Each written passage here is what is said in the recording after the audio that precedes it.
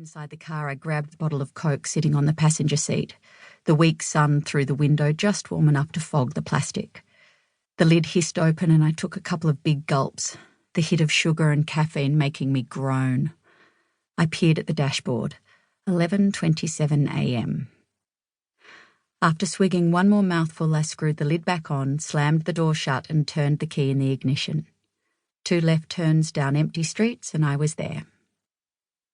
A disproportionately large number of cars and people congregated around a well-kept Federation-style house marked by a for sale sign.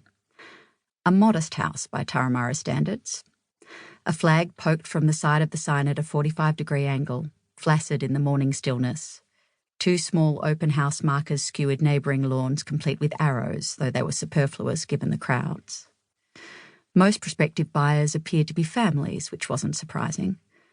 I double-parked in front of a nearly identical house across the road as a family approached their Kia Carnival, the parents dressed in conservative smart casual Saturday attire, their punchy kicky kids still in muddy sports uniforms.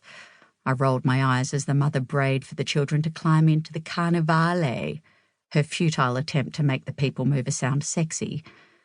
Other families swarmed across the lawn like invading troops, the parents squinting up at eaves and pointing down at footings as though they knew all about eaves and footings and weren't actually lawyers and IT professionals who spent their days in boring meetings or staring at computer screens.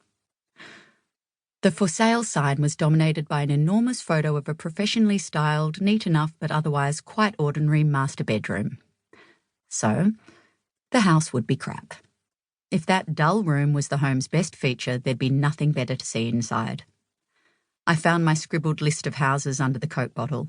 Condensation had made the paper soggy, but it was still legible. 65 Waratah Drive, Tara. 11:30 to 12, McQuilty RE, 1.95 million plus. I eyed the house again, snorted. Too much. They wouldn't get more than 1.7. Not even in this market. It didn't matter. Not to me, anyway. That wasn't why I was here. And I wasn't here officially either. Yes, I worked at a real estate agency, but just in marketing. Writing flowery copy, laying out ads for the newspapers, that kind of thing. I didn't need to be here for work. No. I attended open houses for other reasons entirely. I climbed out of the car, the thudding in my head picking up pace and potency as I straightened. A flash of silver in the footwell caught my eye and I almost bent down to pick up the blister pack of paracetamol before cursing out loud, remembering I'd popped the final 2 at last week's opens. McQuilty Real Estate, I cursed, pulling my hair free from the elastic and attempting to tame the frizz with my fingers. Please don't be Renee. I shoved the list into the back pocket of my jeans, then joined the hordes advancing up the white pebble driveway, crunching with each step. Tiny white stones spilled onto the grass lining the drive. I shook my head. Idiots. At the front steps, the crowd slowly fed through the entryway.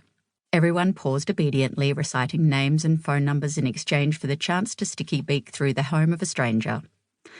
Maybe some of them were even serious about buying it. An Asian couple ahead of me spoke to one another in what might have been Mandarin. The small child between them was so bundled up in a parka and puffy pants it looked like a colourful little sausage and could have been of either sex. "Hello and welcome. Can I have your name, please?" That tittering voice. Renee. Damn it. I contemplated heading home, tempted to the car by the memory of sugary, lukewarm Coke. For a moment I wavered, visualising my apartment. Imagine sitting on the lounge under a doona watching Friends reruns. Then, as I vacillated, the Asian woman moved to her left and I could see the darkness of a hallway through the wedged-open front door. Murmuring seeped from the building, frustratingly muffled. I paused, still undecided. Then a high-pitched giggle, the creak of a closing door. Even an ordinary home could house extraordinary secrets. My heart beat a little faster. I hadn't let Renee scare me away before. I would stay. A couple of mobile numbers later, it was my turn. "Welcome, can I—" Renee's maroon lipsticked smile became a flat burgundy slash when she glanced up from her iPad and saw me. "Oh, it's you." "Hi, Renee. Great day for it." I tried